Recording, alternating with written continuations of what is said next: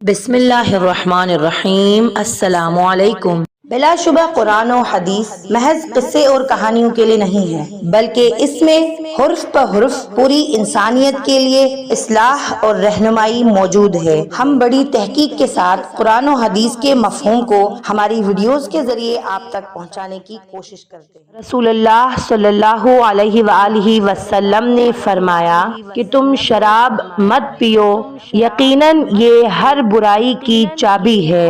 دوسری حدیث میں ہے، ہر نشہ لانے والی شے حرام ہے، اور جس کی زیادہ مقدار نشہ نہ لائے تو اس کی تھوڑی مقدار بھی حرام ہے۔ دونوں احادیث کے مطابق واضح طور پر شراب کو حرام قرار دیا گیا ہے۔ قرآن حکیم میں بھی شراب نوشی سے روکا گیا ہے۔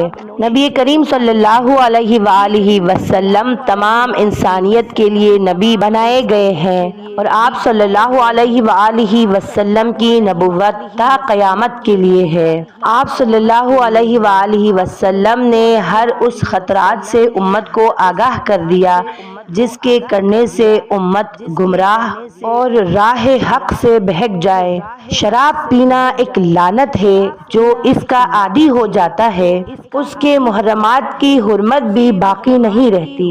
امریکہ محکمہ انصاف کے بیورو آف جسٹس کے سروے کے مطابق امریکہ میں صرف 1996 کے دوران میں زنا بالجبر کے روزانہ 2000 سے زیادہ واقعات پیش آئے۔ اعداد و شمار کے مطابق ان زانیوں میں اکثریت ان کی تھی جو جرم کے وقت نشے میں مدہوش تھے۔ سروے کے مطابق عورتوں سے چھیڑ چھاڑ کے واقعات بھی زیادہ تر شراب نوشی کے حالت میں کیے گئے ہیں۔ حساب و کتاب کے مطابق 8% امریکی محرمات سے مباشرت اسی شراب نوشی کی وجہ سے ہوتی ہے، لہذا شراب نوشی ایک قبیح اور غیر اخلاقی فعل ہے جسے شریعت اور قانونی طور پر منع کیا گیا ہے۔ شراب نوشی سے سالانہ کئی لوگ موت کے گھاٹ اترتے ہیں۔ اس کے علاوہ شراب نوشی سے جسم کے تمام افعال تباہ و برباد ہو کے رہ جاتے ہیں، جیسے جگر کا سکڑنا،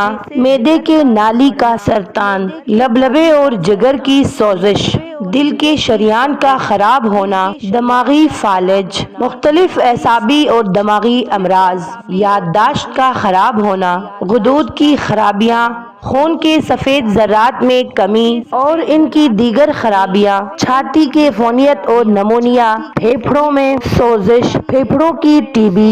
ان امراض کے علاوہ بھی کئی اور امراض ہیں جو شراب کی وجہ سے پیدا ہوتے ہیں۔ نبی کریم صلی اللہ علیہ وآلہ وسلم نے اپنی احادیث میں ہر اس اشیاء خوردنوش سے روکا ہے جسے آج سائنس پروف کر کے ثابت کر رہی ہے کہ یہ ساری چیزیں انسانی جسم کے لیے خطرناک ہے۔ شریعت کی خاصیت یہ بھی ہے کہ وہ انسان کو معاشرے میں بہترین مقام عطا کرتا ہے۔ شراب نوشی کی وجہ سے انسان معاشرتی زندگی میں ناکام ترین شمار کیا جاتا ہے، لہذا تمام انسانیت کا حل صرف اور صرف دین اسلام پر عمل کرنے میں ہی ہے۔ رسول اللہ صلی اللہ علیہ وآلہ وسلم نے فرمایا کہ جو بھی اللہ تعالی اور آخرت پر ایمان رکھتا ہے وہ ایسے دسترخوان پر مت بیٹھے جہاں شراب پی جاتی ہو۔ محترم سامعین، یہ تھی ہماری آج کی ویڈیو۔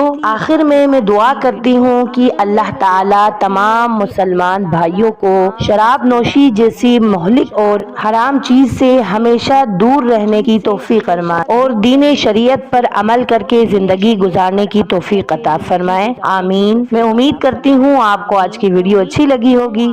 ویڈیو اچھی لگی تو لائک، سبسکرائب اور اپنے دوستوں کے ساتھ شیئر کرنا نہ بھولیے گا، اور ساتھ ہی ساتھ بیل آئیکن کو ضرور دبائیے گا تاکہ ہماری ہر آنے والی نئی ویڈیوز آپ تک ضرور پہنچے۔